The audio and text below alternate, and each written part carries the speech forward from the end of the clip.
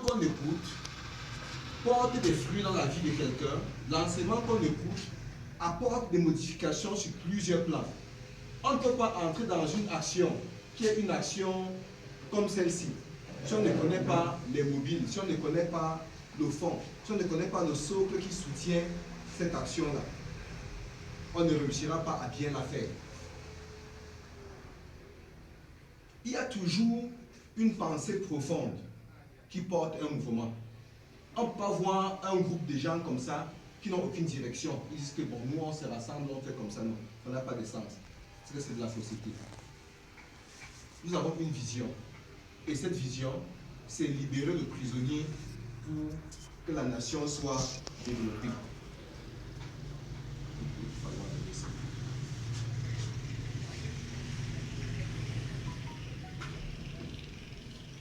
Et puis il semble qu'il y a quelque chose qui ne va pas. Il pose les mains, ça glisse, ça fait un genre. C'est libérer le prisonnier pour développer la nation. Qui est le prisonnier qu'on doit libérer?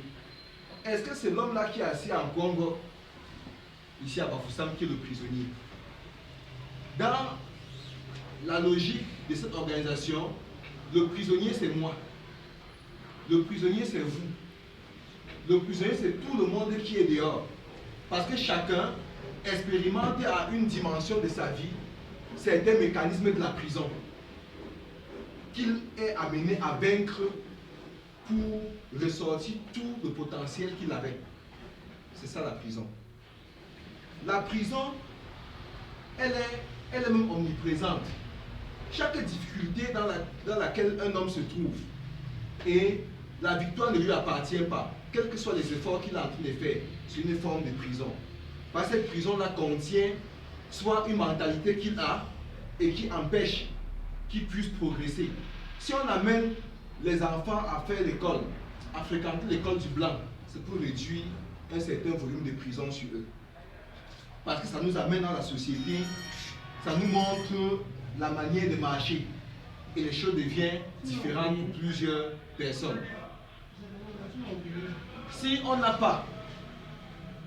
pas ces mécanismes-là qui s'installent dans nos vies, la connaissance qui vient et qui chasse les chaînes de la prison, plusieurs s'enchaînent les mêmes eux-mêmes. On dit que pardon, prenez-moi. Une personne qui est dans l'esclavage de la nourriture, il est un prisonnier.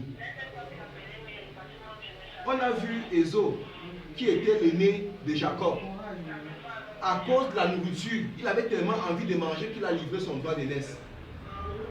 Et quel que soit ce qu'on a encore fait, ce qu'il a encore fait, il n'a pas réussi à renverser l'ordre de ce qu'il avait établi lui-même à cause de la nourriture. Voilà les mécanismes qui amènent les gens dans des situations qui ne sont pas des bonnes situations. Nous voulons voir dans le mot prison un endroit clos. On a mis les fers en haut, on a mis au bord, on a mis. Non, il ne s'agit pas toujours de ça. Celui qui a eu trop faim, il a méprisé le droit d'aînesse qu'il avait. Il a pris un plat de haricots, il a mangé. Il a dit, prends mon droit d'aînesse, ça ne me sert à rien. Il est entré dans une affaire que même toute sa vie, même sa descendance n'a pas pu gérer jusqu'à aujourd'hui. Il est devenu subalterne, lui qui était plus élevé, qui avait le droit d'aînesse. Il a perdu le droit d'aînesse. Dans plusieurs familles, cette affaire-là atteint toujours les aînés. On a vu Ruben, comment il a fait. Quoi qu'il était Ruben le grand frère, ce n'est pas lui qui est devenu gouverneur. Il avait allé prendre la femme du père, il a même encore fait grave. C'était l'aîné. Non, cette affaire où les gens ont le droit. Et depuis ce temps, on voit plusieurs aînés ne succèdent pas chez eux. Parce qu'ils n'ont pas pu vaincre ce genre de conflit-là dans leur vie. Le message que je voudrais qu'on partage aujourd'hui est un message très particulier. Un message de la vie. Il s'agit de la coiffeuse. Il s'agit de la coiffeuse. C'est le message de la coiffeuse. Qui est la coiffeuse? Qu'est-ce que la coiffeuse fait dans nos vies? Est-ce que la coiffeuse, c'est la femme là qui est au carrefour Tungang et qui est là pour presser les gens. Elle, c'est ça la coiffeuse. Il y a un type d'esprit dans la vie qui sont les esprits des coiffeuses. Et le message que nous verrons aujourd'hui, c'est le message de la coiffeuse. Monsieur l'a parlé tellement que je te dis souvent lui que moi j'attends.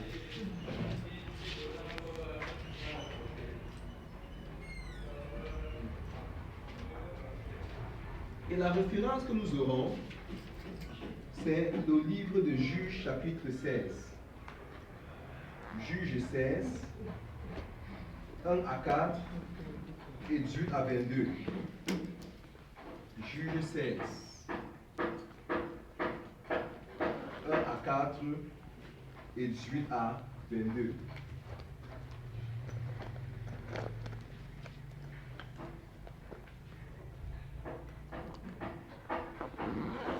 Juges 16, 1, du verset 1 au verset 4, 18 à 22. À partir d'ici, j'ai dit. Samson partit pour Gaza, et il vit une femme prostituée, et il entra chez elle.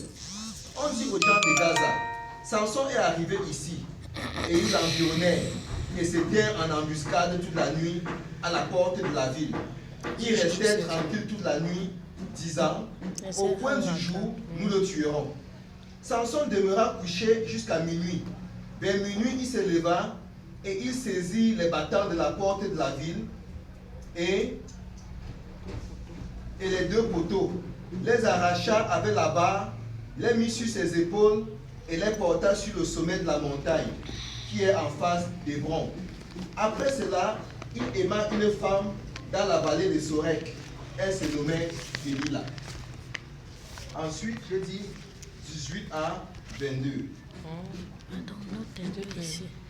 Délila, voyant qu'il lui avait ouvert tout son cœur, envoya appeler les princes des Philistins et leur fit dire, montez cette fois, car il m'a ouvert tout son cœur. Et les princes des Philistins montèrent vers elle et apportèrent l'argent dans leurs mains. Elle l'endormit sur ses genoux et ayant appelé un homme, elle rasa les 7 tresses de la tête de Samson et commença ainsi à le dompter. Il perdit sa force. Elle dit alors, les Philistins sont sur toi, Samson. Et il se réveilla de son sommeil et dit, je m'en tirerai comme les autres fois, et je me dégagerai. Il ne savait pas que l'Éternel s'était retiré de lui. Les Philistins le saisirent et lui crevèrent les yeux. Ils le firent descendre à Gaza et le lièrent avec des chaînes d'airain. Il tournait la meule dans la prison. Comme autre référence, Acte 28, 1 à 6. Acte 28, 1 à 6. Acte 28, 1 à 6. Acte 28, du verset 1 au verset 6. Acte 28, du verset 1 au verset 6. Après nous être sauvés, nous reconnûmes que l'île s'appelait Malte.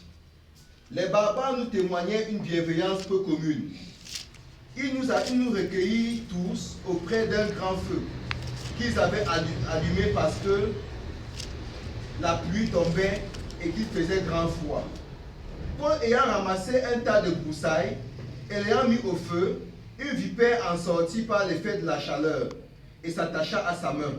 Quand les barbares virent l'animal suspendu à sa main, ils se dirent les uns aux autres, assurément cet homme est un meurtrier, puisque la justice n'a pas voulu le laisser vivre après qu'il a été sauvé de la mer. Paul secoua l'animal dans le feu et ne ressentit aucun mal. Ces gens s'attendaient à le voir enfler et pour tomber, mort subitement. Mais, après avoir longtemps attendu, voyant qu'il ne lui arrivait aucun mal, ils changèrent d'avis et dirent que c'était un Dieu. Que le Seigneur se serve de cette